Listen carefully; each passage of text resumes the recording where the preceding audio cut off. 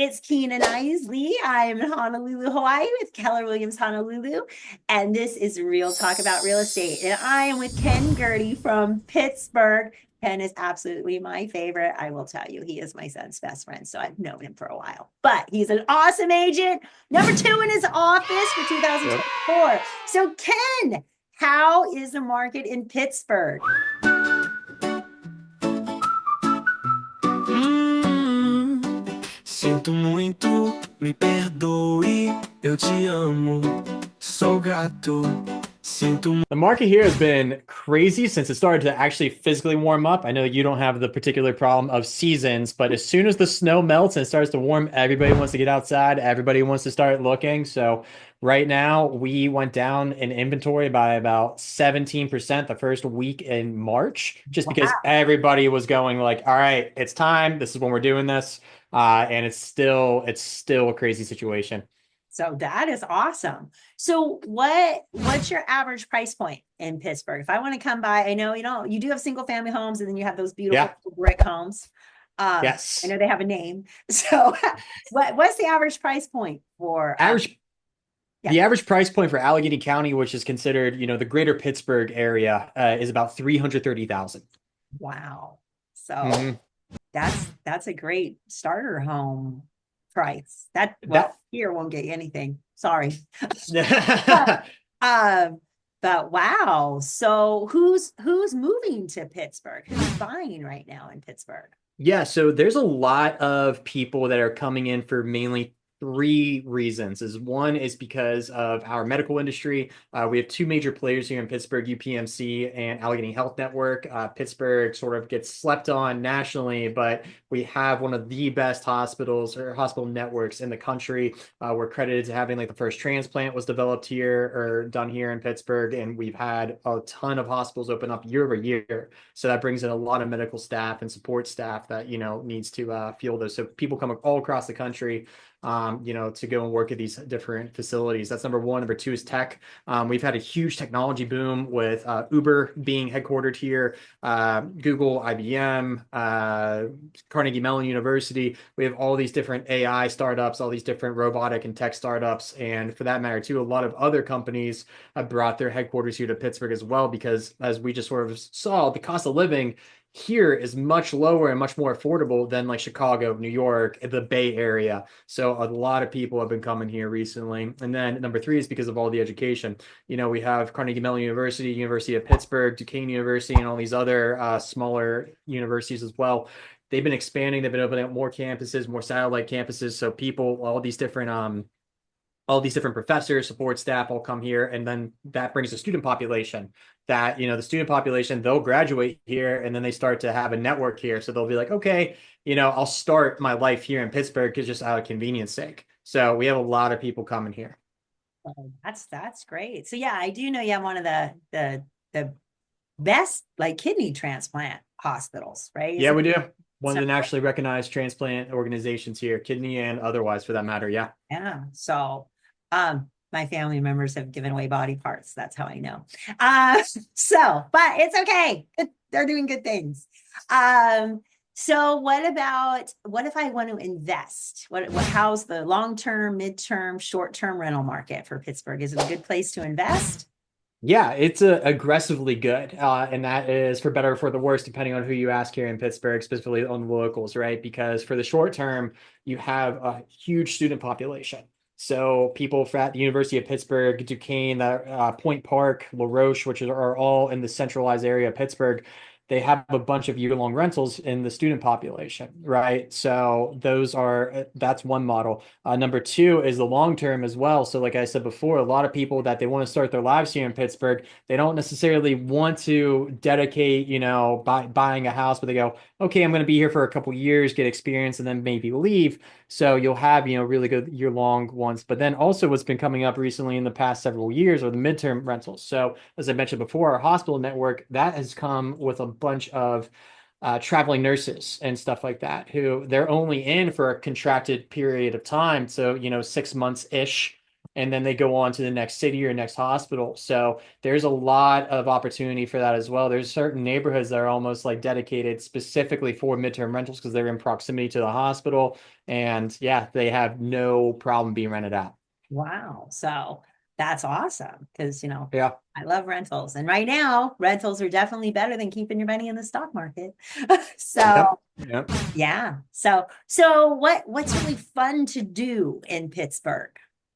So a lot of people come here, even on just like a weekend trip or something like that, because we're a huge, huge sports town, you know? So we have the Pittsburgh Steelers, we have the Penguins, we have the Pirates, you know, they're a little bit shaky as far as, you know, how good they are, but it's still one of the best ballparks in the I'm world. gonna get beat up for that comment. Just, make comments on my YouTube because you just beat up the Pirates or the Penguins.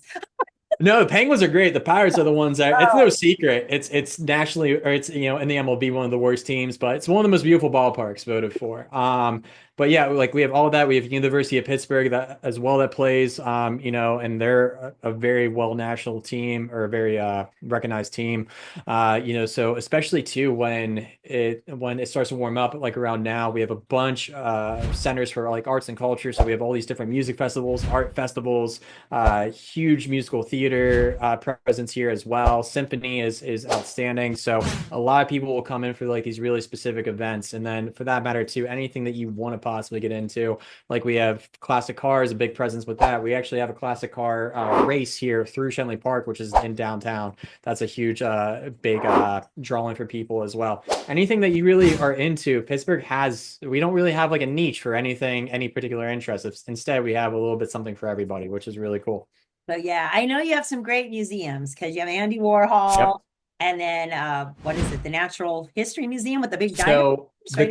The Carnegie Museum Network, yeah. So Anne Carnegie donated millions upon millions of dollars in different facilities, and still that organization continues to run the big museum network. So yeah, we have some of the best museums. I'd say probably second to the Smithsonian, of all the different, like if you're into the natural history, if you're into the sciences, anything like that, the arts, we have everything pretty much here for you. The mattress factory as well, which is not actually a mattress factory. It's a whole interactive display, really cool. And then we even have like the Children's Art Museum as well. Like it's literally one of the only ones I think in the country that's designed completely for kids in mind. So really cool. Even the sports museum too. Yeah, anything. Sorry, the more I'm talking about, I'm like, yeah, we do have a lot of museums here. Yeah, because every time I come to visit. So, and then Mhm. what about the food scene? Let's talk about the food. The food scene. So yeah, actually, we have our food is generally influenced by Eastern Europe, right? So we have a lot of Polish people from here, a lot of Russian, German, and whatnot. And then recently, a James Beard semifinalist opened up a restaurant here in Pittsburgh recently. It's Nordic themed. I cannot remember. This is killing me that I cannot remember what it's named off the top of my head, but it's in Bloomfield, right on Liberty Avenue. And they have things like whole fish that you can get, and all these other different, very specific to, like I said, the Nordic region in Sweden. You won't get anything else like it in the city, and it's absolutely phenomenal. Well, we're gonna let you make the reservations for that. Yes, We're not absolutely. going Next to time that you're depend in. on the son that will not be named because he's not No, no. making our reservations, Ken. So, uh, But that and Italian as well. Huge Italian scene too. We have Pittsburgh's Little Italy. A lot of Italian immigrants came in as well, and it does not disappoint. We have a bunch of Italian restaurants here in Pittsburgh, so really cool. yeah. So now, do you service just downtown Pittsburgh, or will you go to the outlying areas? I will go as far as my MLS will take me. So not just the downtown area, but pretty much an hour and a half anywhere outside of the city. I'm a big supporter of, hey, if you want to choose me as your agent, I take that as a big compliment, and I'm going to help serve you the best way or shape or form I can. It does not matter if you're an hour away, or right downtown. I'll go for it as long as it's in my serviceable MLS area. If not, then we have a conversation. Then I can definitely find you a rock star agent that does. Because I know we've gone, there's a lot of Amish communities. Yeah. We did some little cookie crawl. I think it was around Yep. Halloween. It was super fun to this little artsy, gift shoppy town, and they gave us a cookie at every store. So Yeah. it was super fun. I want to come back and do No, that. Remember the I, name of town, but That was one of a few different places. We have a very large Amish presence in Pennsylvania. So yeah, I serve Amish country anywhere pretty much. I will go to the Ohio border, which is west, and the West Virginia border, which is south, and then north and east as far as my MLS will take me. So Oh, I go all over the place. My car gets a lot of miles. yeah. So is there anything you want everyone to know about Pittsburgh and the surrounding area?